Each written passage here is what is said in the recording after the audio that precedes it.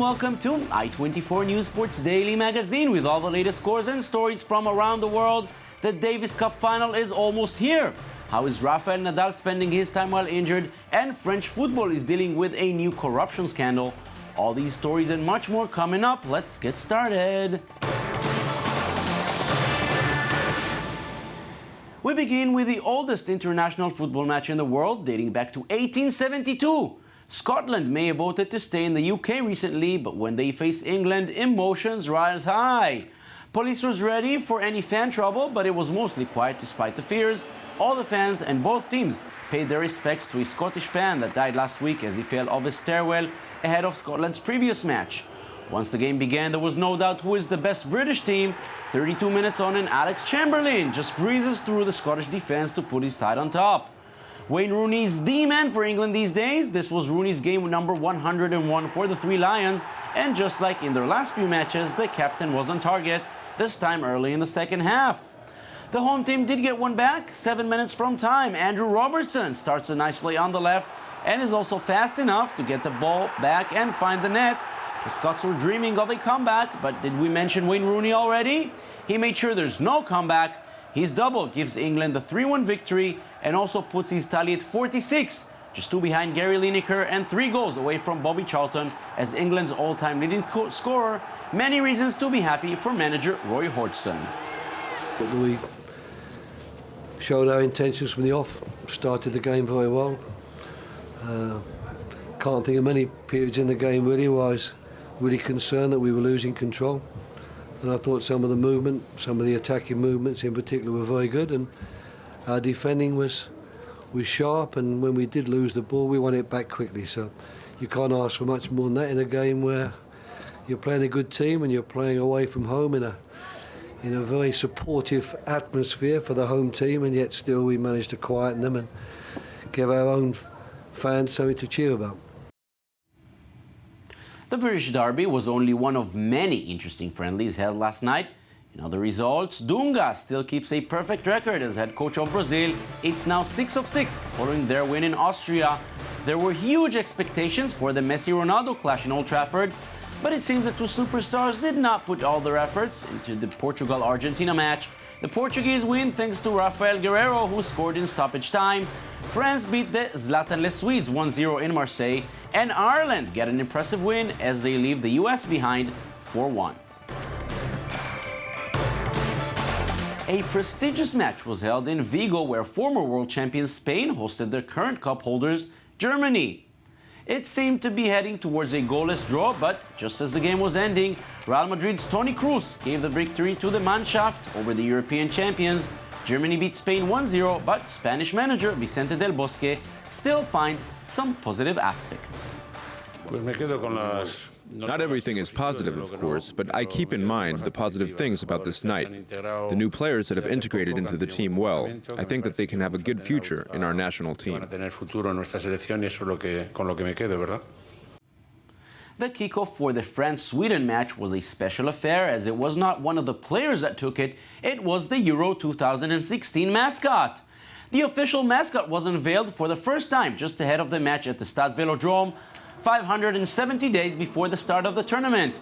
It's a personified image of a boy wearing the traditional French tricolor. He has still to be named. The French public have until November 26th to vote for their favorite choice from 3 to offer: Driblo, Goli, or Super Victor. The winning name will be revealed on November the 30th. The result on the pitch was good. The mascot is cute, but things are far from perfect in French football. 2 different corruption scandals are now making headlines, completely overshadowing the preparations for the Euro. It's a Black Tuesday for French football, with dozens of arrests and raids over possible corruption and match fixing. The main focus is Olympique Marseille, 10 times French champion and currently in the top spot of the country's first division. The club's chairman and several former top managers have been arrested and grilled by police. At the heart of the probe is this player, top striker André-Pierre Gignac, who switched to Marseille from Toulouse 4 years ago. Although details are sparse, sources say investigators believe they can prove that the transfer was accompanied by illegal commissions. France's top football officials were quick to point out what's at stake. Si ces soupçons sont avérés, if these suspicions are confirmed, this will be an extremely serious case for French football, for the professional league which organises the championships, and for myself. Organisatrice du championnat, et pour moi-même. La corruption, ou même le simple corruption, or even just the suspicion of corruption, or match fixing, is a lethal poison for our sport and for sport in general. Des juges pour notre sport. As if the storm over Marseille wasn't bad enough, France's second division is also being targeted by investigators for alleged match fixing. The prime target is another southern French club, Nîmes, which sources say may have tried to bribe its way out of relegation last season. French football, which has been rocked in recent years by scandals involving money, sex and racism, could have done with a break from controversy. But now it looks like the football scandals are going into extra time. Controversies, of course, are not only a French matter. The big story in the NFL is not happening on the pitch. The big headlines all talk about the domestic violence incidents. Minnesota Vikings star running back Adrian Peterson was suspended without pay for at least the remainder of the 2014 season by the NFL for committing an incident of abusive discipline on his 4-year-old son. He was arrested in September after hitting his son with a tree branch, inflicting cuts and bruises over much of the child's body. NFL Commissioner Roger Goodell said while announcing the suspension that Peterson had shown no meaningful remorse over the incident. Violent off-court incidents involving high-profile players like Peterson and Ray Rice caused major damage to the NFL's image over the past few months. Now to the NBA, where New Orleans is on a tour off the West Coast. Just a night after losing in Portland, the Pelicans played in Sacramento, and judging by their first half, they were heading to another loss. The Kings were up by 9 at halftime, but everything changed after the break. The Kings' defense was nowhere to be seen in the third quarter, with the visitors scoring 31 points. Three-pointers, alley-oops, they did them all. At times, it seemed the home team was just standing by and watching as the Pelicans took a 7-point lead heading into the final period. Anthony Davis was their leading scorer with 28 points. The Kings did hold on, and with just over a minute to go, DeMarcus Cousins gets the three-point play. It's now only a three-point game, but on the next possession, Tyreek Evans nails the tough turnaround shot. That was too much for Sacramento. The Pelicans win 106-100. The Davis Cup final is almost here. France will host Switzerland this weekend for what many people see as the most prestigious trophy in tennis. France will be backed by more than 25,000 supporters in Lille. Switzerland come with one of the strongest squads you could have, Roger Federer and Stanislas Wawrinka. But Federer's recent injury and the latest verbal conflict he may have had with his teammate Wawrinka cast a shadow over their status as favorites. Michael Friedman takes a look at two exceptional tennis teams, of which only one will be the Davis Cup champions.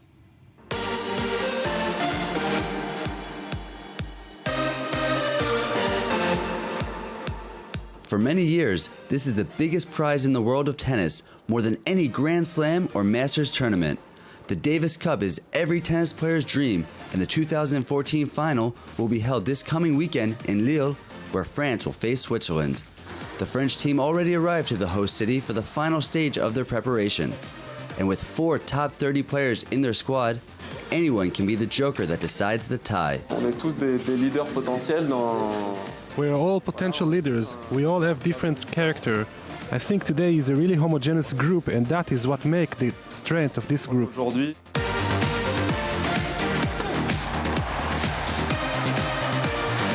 Jo-Wilfried Tsonga may be speaking about the group, but on the French side, all eyes will be on him. Just like his entire career, 2014 was a year with many ups and downs for Tsonga. At times he suffered embarrassing defeats, but then again, he showed the world superb tennis, reaching the climax by winning the Toronto Masters in the summer. He beat 4 top 10 players along the way, with the biggest victory coming in the final over Roger Federer. It's some tough moment, good moment, and finally I'm here. I won this trophy, and I hope it's only a start, but it's a beautiful start. On a good day, he can beat anyone, especially with more than 25,000 fans in Lille supporting him. But Tsonga and the entire French team know that they have a very dangerous rival on the other side. We'll have to come ready because they are great players. Roger will really want to win this trophy, as it is the only trophy he's never won. Any team that has the world number 2 and 4 in their squad is favorite, and any team that has Roger Federer in the squad is a threat. Switzerland looked to be the favorite in this clash, but early this week something changed. Something that may have a great effect on the Davis Cup final. I tried everything I could last night, also today. Painkillers, treatment, rest, and so forth, warm up. Roger Federer, who hardly missed a tournament throughout his long and successful career, pulled out of the final match of the Tour Finals in London due to a back injury he sustained in his long semi-final match against fellow Swissman Stan Wawrinka. I can't compete at this level with no back, and in a finals like this, it would be too risky at my age to do this right now. I'm sure that Roger would come out on the court if he could play at the level he desired, and I wish him speedy recovery, and hopefully he can play in Davis Cup final. I know it's a very important event for him. For the moment, it's unclear whether or not he will be fit on time to take the court on Friday. Federer made the trip to Lille to join his teammates, and doctors are expected to work full-time to try to make him fit. This could be the difference between winning or losing the Davis Cup final.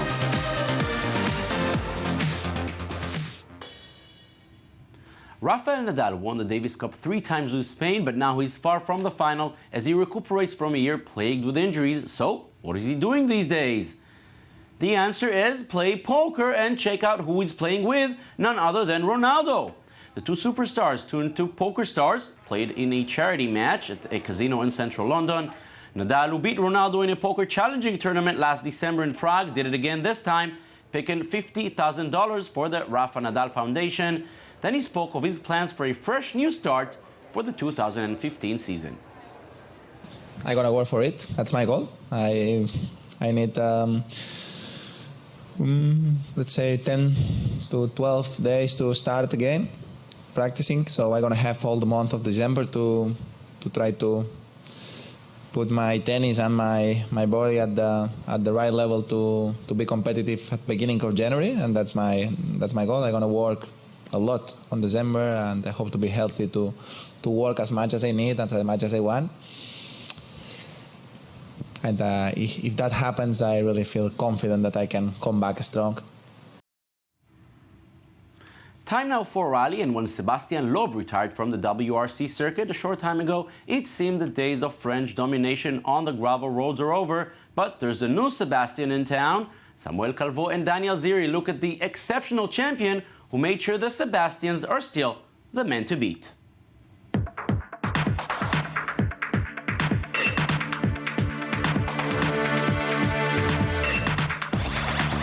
Sébastien Ogier showed everyone his talent after a second consecutive victory in the Rally of Great Britain and confirmed that he is the best driver in the world today. Ahead as usual throughout the entire season, he had created a lead 15 days ago in Catalonia and even accumulated enough points to pocket the 2014 World Championship title. The Frenchman driving his Volkswagen had the pole position and nothing stopping him from the beginning to the end of the rally. It is true that this victory is an extra gift. It's always a good feeling to finish the season with a victory. Plus, it was a really hard race with very tricky conditions. We are glad to have gone through this race, and now we can go on holiday in a good mood. Behind him was the Finnish Mikko Hirvonen, who participated in his last rally before retirement. This would be a very emotional result for the driver, who emerged victorious from the intense battle for second place.